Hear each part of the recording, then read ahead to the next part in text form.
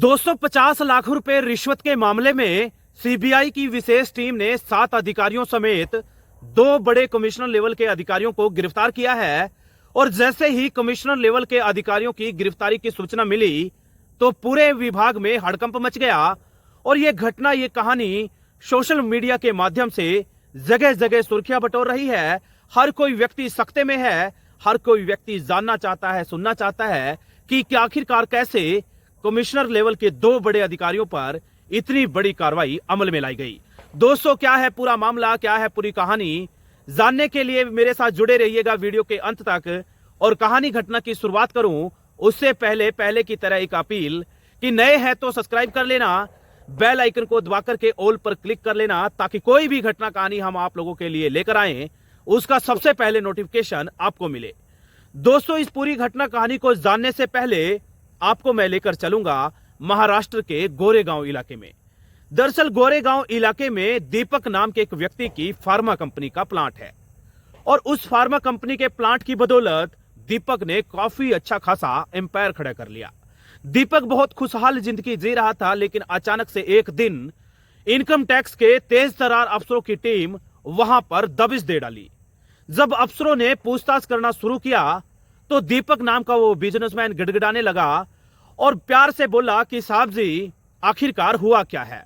Income tax के वो अधिकारी उस बिजनेसमैन को कहते हैं कि आपकी फार्मा कंपनी ने बहुत बड़े स्तर पर गड़बड़ी कर रखी है। आगे वो अधिकारी कहता है कि आपने ना केवल गड़बड़ी करी बल्कि बड़े स्तर पर इनकम टैक्स की चोरी भी कर रखी है। आपकी कंपनी के ऊपर बहुत बड़े स्तर पर जुर्माना लगाया जा सकता है, यहां तक कि आपकी कंपनी के प्लांट का ताला भी लटकाया जा सकता है।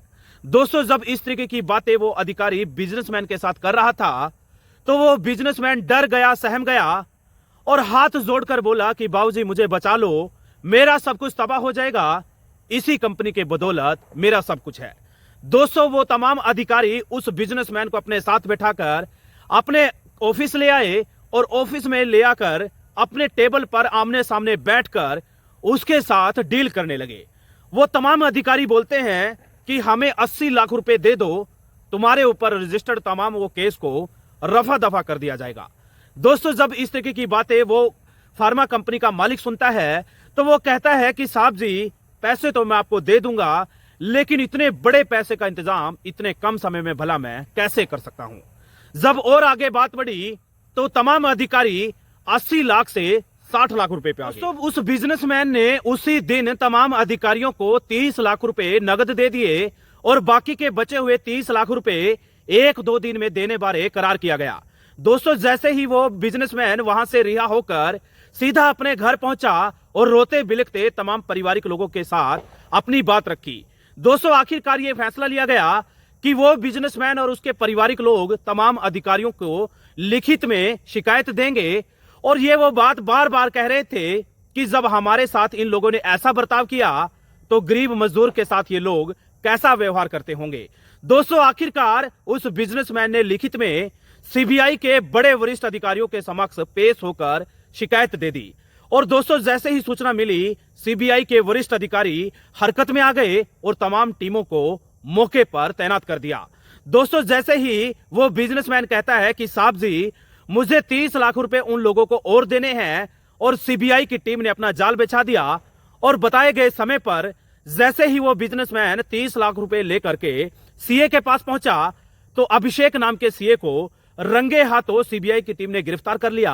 और ना केवल गिरफ्तार किया बल्कि पहले प्यार से और फिर अपने तरीके से जब पूछताछ करी तो वो सीए तोते की तरह बोलने लगा कि साहब जी, ये पैसे दरअसल मेरे नहीं बल्कि मुझे तो इनको किसी और तक पहुंचाना था। जैसे ही सीबीआई का वरिष्ठ अधिकारी कहता है कि ठीक है, जिसको तुम्हें ये पैसे देने थे वहां लेके चलो। जैसे ही उसके सामने वो सीए फोन मिलाता है तो बताए गए पते पर पैसों से भरी हुई अटैची लेकर वो सीए पहुंच जाता है। और दोस्तों, जैसे ही पैसे लेकर वो सीए पहुंचा तो ठीक उसी वक्त सीबीआई के वरिष्ठ अधिकारी हथियारबंद होकर के वहां पर दबिश दे देते हैं और ऐन मौके पर उस व्यक्ति को भी गिरफ्तार कर लिया गया। और जैसे ही उस व्यक्ति को गिरफ्तार किया गया तो उससे भी सख्ती से पूछताछ करने के बाद यह स्पष्ट हुआ कि वो पैसे दरअसल उसके भी नहीं है बल्कि किसी बड़े अधिकारी के पास वो पैसे जाकर उनको परोसने थे। दोस्तों, आखिरकार फिर उसी तरीके से जाल बिछाया गया और 1 से 2, 2 से 3, 3 से 4 देखते ही देखते बड़े बड़े अधिकारी उस गिरफ्त में आते चले गए। दोस्तों, कुल मिलाकर के सीबीआई के द्वारा दी गई बार बार रेड में बड़े बड़े अधिकारी, जिसमें 2 कमिश्नर लेवल के अधिकारी हैं, उनके ऊपर भी शिकंजा कसता हुआ नजर आ रहा है।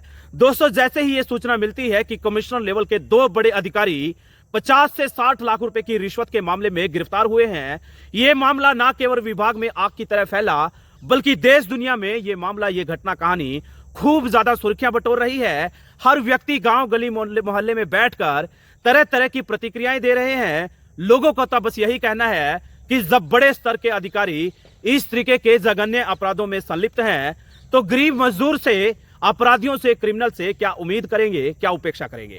दोस्तों, इस पूरी घटना कहानी से आप लोगों को क्या सीख मिली, जरूर बताइएगा। आपको इस पूरी घटना कहानी के बारे में क्या कहना है, जरूर कमेंट बॉक्स में बताइएगा। लेकिन जाते जाते रोजमर्रा की तरह मेरी आप लोगों से अपील है कि अलर्ट रहिएगा, सतर्क रहिएगा।